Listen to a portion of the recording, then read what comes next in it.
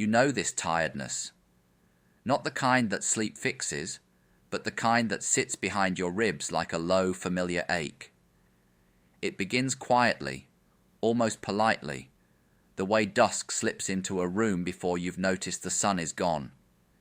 And then one day, you wake up and realize you've been living in the half-light for years. It's strange, isn't it? How being needed can feel like purpose at first. Someone calls, you answer. Someone leans, you hold. You tell yourself this is what love looks like, what goodness requires. But over time, the shape of your days begins to change. You start moving toward every pull, every tug, every soft emergency that isn't yours. And slowly, without announcement, your own life becomes the last thing in line. You know the scene well. A quiet kitchen just after midnight, dishes still in the sink, phone on the table glowing with another message. You read it even though your eyes burn. You listen even though your bones feel hollow. You offer the last small warmth you have because that's what you've always done, handing out light as if you couldn't feel the wick thinning. This is the fatigue no doctor measures. The fatigue of always being the one who stays calm, the one who shows up, the one who says, "It's all right, I'm here," even when you're not sure you are. You've lived so long in response to other people's lives that your own voice has softened to a whisper you barely hear anymore. And there's a loneliness in it, a peculiar kind, because no one sees the cost. They only see the door you keep open. They only see the steady hands. They only see the version of you that never falters, never asks, never breaks. But you feel the draft from that door. You feel the way the cold slips in each time someone pushes it wider. The metaphor here is simple. You've been a lantern in too many storms, and even lanterns need shelter. There comes a moment, a quiet, almost invisible one, when you recognize the truth beneath the tiredness. Not that others are asking too much, but that you've been carrying more than a single life can hold. And in that recognition, something tender shifts inside you. You finally hear how long you've been whispering, "I'm tired." There's a strange choreography beneath your giving, and most days you don't even notice the steps. You just move toward the need, toward the sigh, toward the slightest hint that someone might feel alone. It looks like kindness on the outside, and it is, partly. But underneath, in the quiet places you rarely visit, something else is guiding your hands. We don't like to admit this, even to ourselves. We tell the story that we help because it's who we are. We say we're dependable, compassionate, strong. But if you listen closely to your own heart in its unguarded moments, you'll hear the softer truth. You're afraid of what might remain if you stop. There's that old fear, almost invisible, that if you're not useful, you might not be loved. That if you don't step in, you'll be forgotten. That if you don't hold everything together, something important will fall apart, and the blame will somehow find its way back to you. Remember that evening when someone you cared for said, "I'm fine," in that practiced tone that meant they weren't. You heard the shake in their voice, the pause between words, and before they even asked, you were already reaching for your coat, already preparing to fix something they never actually asked you to fix. Not because they needed you, but because you needed to be needed. It felt safer that way, familiar, almost grounding. Or think of the message you once sent to check on someone after weeks of carrying their troubles like your own. You waited for the reply, telling yourself it didn't matter. But the minutes stretched, then the hours, and in that silence you felt something tighten in your chest. It wasn't anger, it was the fear of vanishing. The fear that your worth existed only in what you offered, and without offering, you might fade. We inherit these beliefs so early. Somewhere along the way, someone taught you, not with words, but with absence, that your softness must be earned, that your presence must be justified, that goodness means stepping aside until there's nothing left but the outline of your effort. This is how self-erasure disguises itself as virtue. You give and give, thinking you're keeping the peace, but really you're keeping yourself from disappearing. And the paradox is this: you lose far more by holding on than you ever feared losing by letting go. There comes a moment, quiet, almost weightless, when something inside you finally tells the truth. Not loudly, not with anger, but with the soft, unmistakable clarity of light slipping under a closed door. You realize you've mistaken exhaustion for generosity, depletion for devotion. You see, perhaps for the first time, how easily kindness drifts into erasure when you're the only one tending the flame. Up until now, you've moved through life believing that giving more would save you from losing anything. But the strange math of the heart doesn't work that way. When you pour yourself out without pause, the world does not suddenly become gentler. It simply grows accustomed to the sound of your quiet footsteps carrying the weight no one else notices. It feels like a betrayal to admit this. You built your identity around being the steady one, the safe one, the person who never lets a door close if someone is still reaching for you. You held that door open even when the cold air gathered around your ankles, even when your own hands began to shake. You told yourself it was love. You didn't recognize the cost. And then, one ordinary day, you wake with a strange emptiness. Not the familiar fatigue, but a hollow you can't ignore. You look around your life and see how many rooms you've kept warm for others, how many fires you've tended while yours dimmed to embers. You see how many times you've stepped out of your own days to inhabit someone else's crisis, someone else's longing, someone else's unfinished story. It isn't dramatic, it isn't tragic, it's simply clear. A simple truth settles in you like breath. You cannot keep giving from a place that no longer exists. Even the river, generous as it is, must be fed by something. Even the strongest tree will hollow if carved for every passing need. Nothing in nature survives by surrendering itself entirely. And in that recognition, small, steady, undeniable, you feel a shift. A sadness, yes, because you finally see how long you've been fading.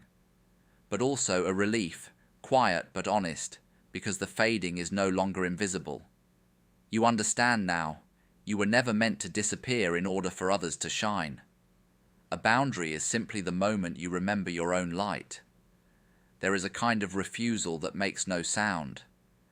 It doesn't slam doors or raise its voice. It doesn't argue its way into being understood. It simply withdraws its hand from what no longer feels true. You've felt the beginnings of it lately. A small hesitation before answering the phone. A gentleness in letting the call ring until it stops. A soft awareness that your presence is not required everywhere your name is spoken. This isn't bitterness. It's clarity settling in. For years, you believed boundaries were barriers, something harsh, something that might hurt someone. But now you see them differently. A boundary is just a threshold, a quiet line where you choose what crosses into your life and what remains outside in the open air. There's dignity in this. Not pride, not coldness, dignity. The kind that comes when you stop offering pieces of yourself to every passing request, every tremor of someone else's fear. You begin to understand that silence can do what confrontation never could. It can protect the parts of you that have been overused. It can hold the space your voice once rushed to fill. Imagine it for a moment. The phone on the table, screen dark, no longer an invitation to abandon yourself. The evening settling around you, wind slipping through the curtains like a reminder that not every call for attention deserves an answer. You allow the quiet to deepen, and in that quiet, something inside you straightens, not hardening, just returning to its natural shape. This kind of refusal is not unkind. It's the purest form of self-respect. When you choose absence where your presence once came at a cost, you are not rejecting anyone. You are finally including yourself. And strangely enough, this too is a kind of love. The love that says, I will not harm myself to soothe your storm. You don't owe explanations for this. Life does not ask the river why it no longer floods at every cry of rain. It simply flows where it is meant to flow, steady, clear, unforced. And as you settle into this new way of being, the shift happens quietly. Not in words, not in declarations, but in the gentle stillness that follows when you let the unanswered moment pass. The room exhales. The house quiets. There is a silence you grow into, slowly, like stepping into a room you've always known was there but never dared to enter. It isn't the silence of withdrawal or resentment. It's the silence of a home finally closing its door against the wind, letting the walls hold warmth again. A silence that feels earned, almost sacred. Think of your inner life as a house, not grand, not dramatic, just a lived-in place with soft light, worn floors, and corners where memories sit quietly. For years, you left the door open for anyone who passed by. You let the cold rush in with every plea, every crisis, every late-night sorrow that wasn't yours to carry. You thought this was generosity. You thought this was love. But now you stand in your own doorway differently, not guarding, not hardening, simply aware of the threshold, aware that what enters you becomes you, aware that your peace is a kind of light, and light needs tending. You begin to understand something tender. Stepping back is not abandonment. Holding quiet is not withholding love. Sometimes the kindest thing you can offer another soul is the chance to find their own footing without leaning on yours.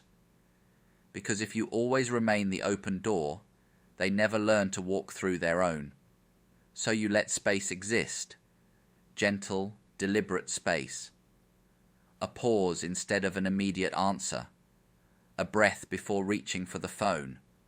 A choice to remain still instead of rushing toward the next tremor of need.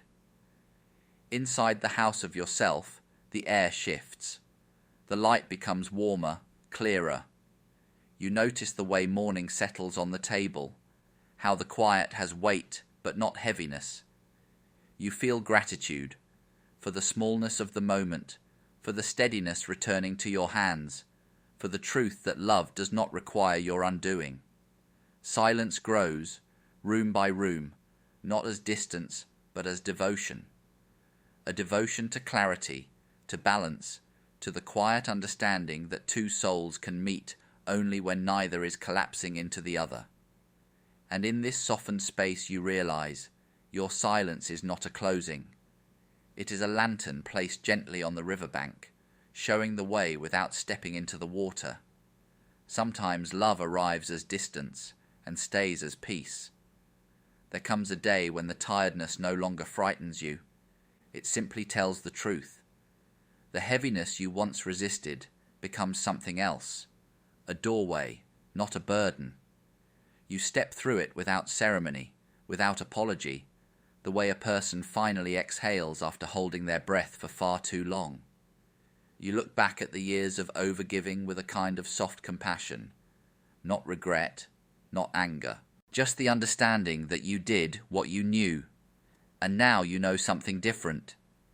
You see how every moment of strain led you here, to this quieter way of being, to this honest relationship with your own limits. There is relief in that, relief without victory, relief without loss. The people who truly love you will feel the change, not as distance, but as steadiness. You're no longer frantic, no longer reaching before being asked. You hold your life the way one holds a fragile cup, with care, with balance, with a sense of what it costs to spill. And those who depended on your undoing may pull, may question, may wonder why the old version of you has gone quiet. But you don't move toward the pull this time. You don't offer explanations to soothe the discomfort of your evolution. Peace needs no defense. Silence needs no permission. You start choosing yourself in small, nearly invisible ways. Turning off the phone earlier. Letting the message wait. Finishing your coffee while it's still warm. Feeling your own presence. Not as a task, not as a performance, but as a place you can finally rest in. This is the release. Not a gesture, not a decision, but a loosening. Like untying a knot you didn't realize you'd tightened around your own spirit. You feel the loosening in your breath, in the quiet around you, in the way your chest unclenches for the first time in years. And strangely, in this unclenching, you feel love more clearly. Not the frantic kind that tries to save everyone, but the spacious kind that doesn't disappear when you stop carrying what isn't yours. A love that includes you now. A love that doesn't require your exhaustion to prove itself. You walk forward without fanfare. No dramatic endings, no declarations. Just a smoother rhythm, a cleaner air, a gentler way of belonging to your own life. And as the path opens, unforced, uncomplicated, you understand something simple and freeing. Letting go was never the loss. It was the return.